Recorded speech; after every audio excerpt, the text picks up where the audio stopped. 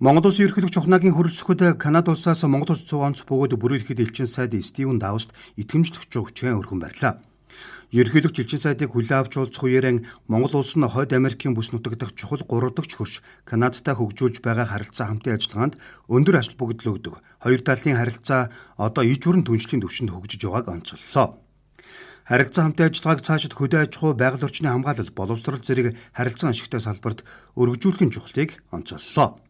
За өнөөдөр Канада улсаас манай улс 100 онц бөгөөд бүрэлдэхүүн элчин сайд Монгол Улсын ерөнхийлөгчдөд итгэмжлэгч хүчээр өргөн барьснаар түүний одоо манай улсад ажиллах аль биесны ажил нь эхэлж байна.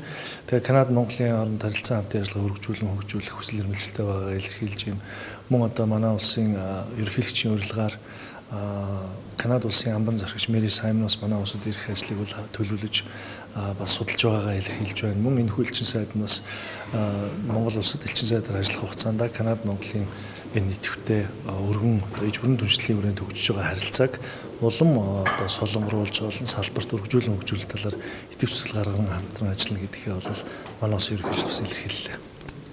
Элчин сайд Давст ерөнхийлөгч хөрөлцөхөд Канада улсын амбан захирагч Мэри Саймоны мэдчилгээг уламжилж харилцаа хамтын ажиллагааг бүх салбарт өргөжүүлэн хөгжүүлж шин шатанд гаргахын төлөө чармаан ажиллагаа илэрхийллээ.